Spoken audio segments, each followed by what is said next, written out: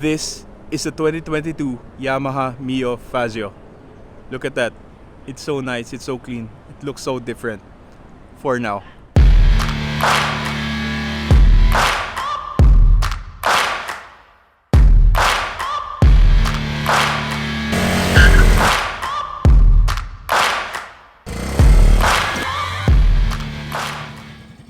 Let's start with the engine. This is the 2022 Yamaha Mio Fazzio in ivory white. 125cc air-cooled 4-stroke SOHC fuel injected. It has a new blue core hybrid engine, 8.3 horsepower and 9.9 Newton meters of torque. You see, it has exactly the same block and head as the Mio Gear, Gravis, and the M3 125. Pero yung mga previous Yamaha 125 engines have 9.3 horsepower. Bakit? It's exactly 1 horsepower more kaysa sa Fazzio. Same bore, same stroke. Pero in fact, the Fazzio has even more compression ratio at 11:1, 9.5 on the previous 125cc engines. However, the Fazzio has more torque to begin with versus the previous 125cc engines. The electric motors, it will give you at around 10.4 Newton meters of torque. So additional torque siya. And this blue core hybrid engine has a new EPAS, or the electronic power assist start, which gives more torque in the acceleration. The reason it has lower horsepower kasi the peak power RPM is set lower at 6,500 RPM sa Fazzio versus mga past 125cc engines, 8,000 RPM yung peak power nila.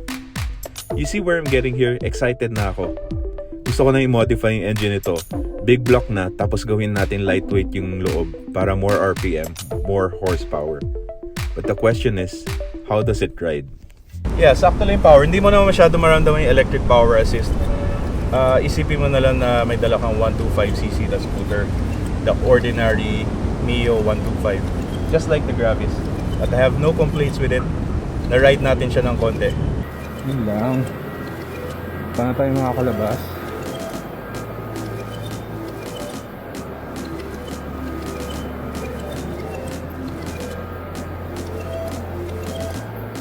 Lalabasan.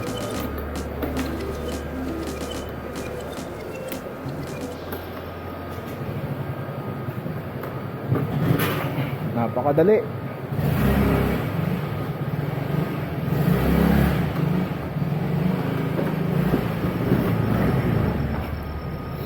Parang nagta-trail lang.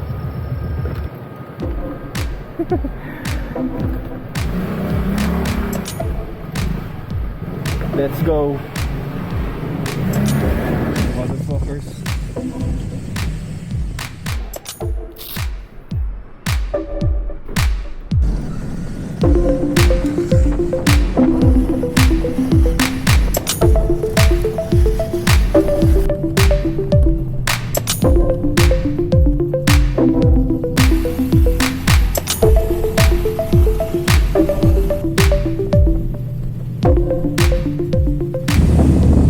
The space, super ulubog niya. I love the gulay board. The instrument panel is very simple. It's tiny, it's small. Mukha siya malaki kasi black tong lahat, pero it's just like this. Small lang siya. Then this thing I don't use, the start-stop system, SSS, I don't stop. So you see the vibrations that meron siyang tag-tag. It's kind of rough. See my phone shaking a lot. It doesn't happen on my other bikes. It happens to the Aerox and this one. I think it's got a really short stroke front suspension, the front fork. So I maybe you need to add some preload.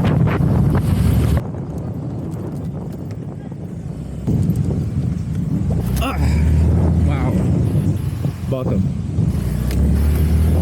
You know, I think it will help if you sit at the back. Less weight on front, sit at the back. It helps a lot. Yeah. And the seat height so low, mababa lang. And yan, malaki yung apakan, which is very important.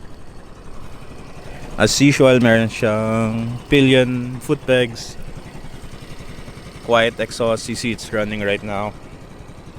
Sobrang linis pa niya.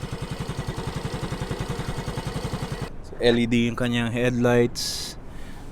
Ayan, kita nyo yung mga bumbilya sa ilalim. And of course, disc brake, no ABS. And the tires are Dunlop Scoot Smart 110 by 70, 12 inches. Tubeless tires. They're good tires. And never gave me a problem. Meron na siyang few hundred kilometers na tinakbo. Ganda siya eh. Medyo neo retro futuristic, but more than retro, mas futuristic siya actually for me. So it's kinda boxy but some curves. Parang siyang boxo, di ba? Kwadrado siya. Then but definitely it's not sharp. Hindi siya sporty. Hindi siya like Mio or Aerox. Hindi siya bilogin eh. Kasi hindi naman siya bilog. Medyo rectangular siya. You know what it reminds me of? Alam niyo kung anong katulad niya na bike? Naalala ko. Yamaha din. Sobrang kamukha niya yung Yamaha Cubics. If familiar kayo Cubics, pupunta kayo sa Thailand, sikat yan, Yamaha Cubics. Funky look. I'd prefer to remove this one, yung sticker dito para yan. Medyo para siyang champion white actually. Medyo yellowish siya. Hindi siya pure na white. May pagka-pearl siya, yung may pagtama ng araw. And of course, yung gauge niya super simple. Malaki siya, black, pero akala mo malaki yung screen, pero ganoon na siya kaliito. Rectangular, tas ito yung function niya napapalitan. Trip meter, odometer, the time, the battery voltage, and that's it. And maybe the oil indicator if needed, and the fuel of course, and the speed. And meron siyang lalabas na electronic assist, and of course eco mode lalabas din sa kanya. Wala siyang kickstart. Kita yung throttle body niya, center stand, drum brake likod, same size front and back. It's the same 110 by 70 by 12 Dunlops. There you go. 12 volt socket, USB power adapter nilagyan natin. And nakakatuwa to, yung carabiner niya. Meron siyang hook na may lock. At least kakaiba, something premium. And one thing I did not test with this bike and not planning to test because I've tested before, the Yamaha Y-Connect. Ito rin may carabiner, yung hook niya may lock din. Cool. So speaking of Y-Connect, basically mahirap siya i-connect and disconnect sa Bluetooth. Pag pinatay mo yung motor, naka-connect pa rin sa Bluetooth. Maybe I missed something, and maybe in the future let's explore that. That's the first iteration of the Yamaha Y-Connect. So far, I'm so happy with just using my cell phone for information and turn-by-turn signals and all of that. Then yung susians, the typical power. Then to open it counterclockwise, open the seat unit. There you go. Malaki na yung storage niya. So pag tinignan mo, and nag-grocery tayo kasi konti, meron siyang medyo nakaangat sa gitna. So, yan. Basically, maybe nutshell, small nutshell helmet. Yung KYT ko na open face, di kasya dito. 5 liters, 5.1 daw. Nag full tank tayo from blinking to full 4.5 liters. Just about enough. Nasa 270 pesos. LED, likod, harap likod. I love the seat. Malapad siya, mataba. Very comfy. Very nice bike. It's a beautiful bike. It's a cute bike. It's unique. For now, unique siya.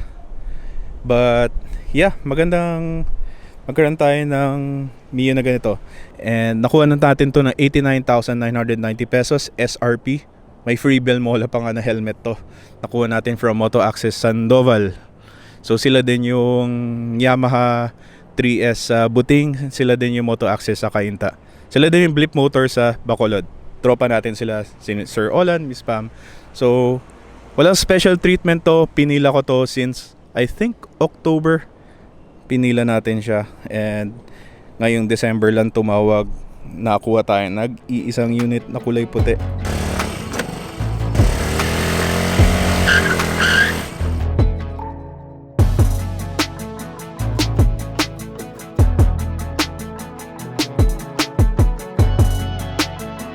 So what's the verdict ng ating 2022 Yamaha Mio Fazzio 125? Siyempre, number one, kailangan natin i-address yung front suspension, yung tagtag niya.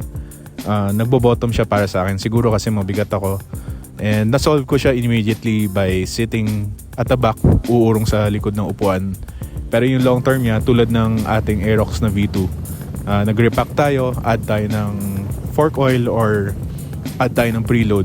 Syempre yung best ay magpatingin sa suspension specialist. And number 2, yung hybrid electric motor niya. Di mo siya mararamdaman, pero the technology is there and it's a good way to go. Maganda maging part ng future na maging electric na tayong lahat. Meron siyang tulong siguro sa tipid ng gas pero hindi mo siya mararamdaman. Pero for now, isipin nyo na tulad siya ng ibang 125cc na Mio. And number 3, yung itsura. For now, it's unique kasi konti pa lang may ganon. Karaniwan yan sa mga Yamaha na yung mga early adopters. Tulad nung kakabili ko lang ng NMAX V2, konti pa lang meron nun. Tuwan-tuwa ako. Tapos eventually marami na may ganon. Ganon din sa Aerox V2 tsaka yung Aerox V1 natin. And for now, let's enjoy yung uniqueness ng ating Mio Fazzio. Habang konti pa lang, just go ahead and buy it para wala kang kapareho sa ngayon. If you're driving a car, nagko-commute ka, and wala ka pang scooter, I think this is the right bike for you. If ayaw mo na masyadong kapareho, ayaw mo na Mio, ayaw mo na Aerox, ayaw mo na NMAX, go for this bike. Napakamura, 89,990. Pag kukunin mong hulugan, mura din. Down payment ka lang 15,000 or 10,000. Monthly mo lang for 3 years is just 4,000 pesos or 3,000 pesos. Napakamura, napakagaan. Kaysa mag-commute ka, kaysa mag-drive ka ng kotse araw-araw, bring this bike every day. If this is gonna be your first bike, this is the time you should buy a Yamaha Mio Fazzio. So if you like this video, please click the thumbs up. Don't forget to subscribe. Subscribe tayo. And don't forget to push very hard. Merry Christmas and see you in the next video. Goodbye.